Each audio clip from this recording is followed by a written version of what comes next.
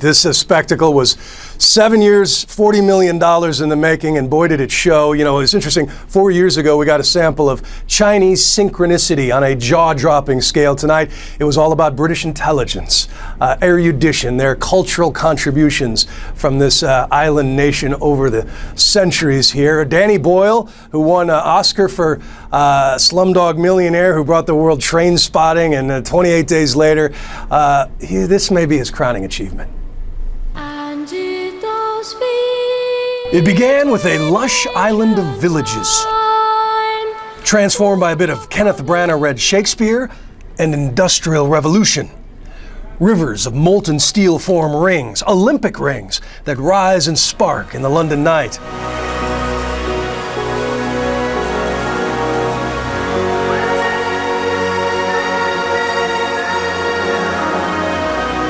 And in a sweeping, rambling narrative, Danny Boyle gave tributes to everything from James Bond and the Queen to Harry Potter and the national healthcare system, even Mr. Bean and the inventor of the internet.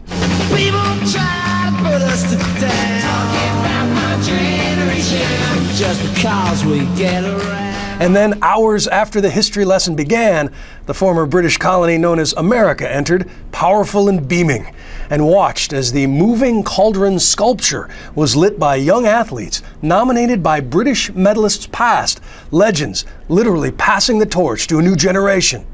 Plenty of locals might admit they never thought things would go this well back when this corner of East London was a war-flattened wasteland, but somehow everything went up on schedule.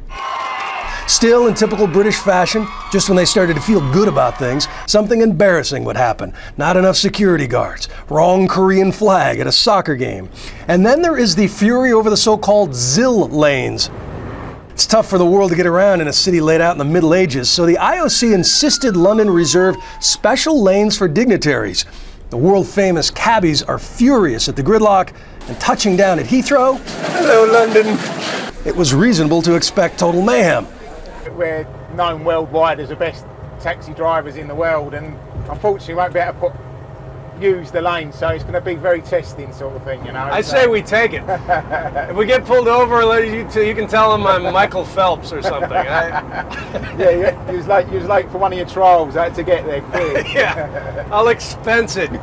And there are similar frustrations with fans. The official ticket seller for Americans had a 6-hour line, and when some families got their ducats, they discovered they'd been seated on opposite sides of arenas. We got some volleyball tickets, and 4 of them are together and 2 of them are spaced out. They're not even beside each other. She got on the computer and was able to get it. It kept throwing me off. And so I got archery, fencing, judo, and beach volleyball. Are any of those your favorite sports? No. They are now. They're gonna be. But one fan who had no trouble getting tickets, First Lady Michelle Obama, who began the morning by hosting one of her signature Let's Move events.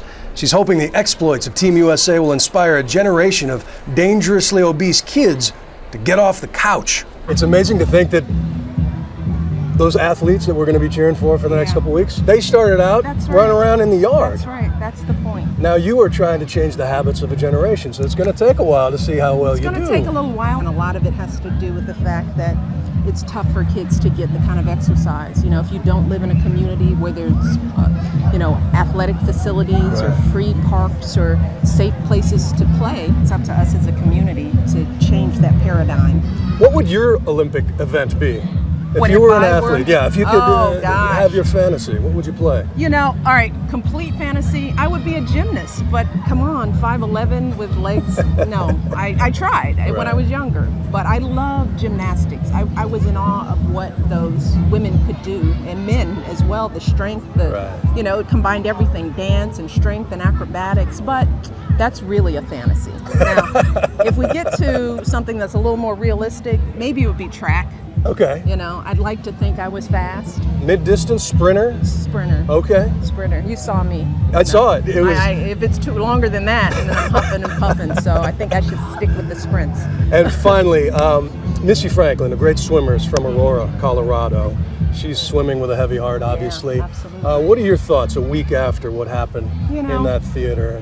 I mean, our hearts go out, and they will continue to go out to the families and the entire community. When something like this happens, it impacts the entire community, and it affects the country. So, you know, hopefully these Olympics will give the families something else to look at, to remember, why we're all here.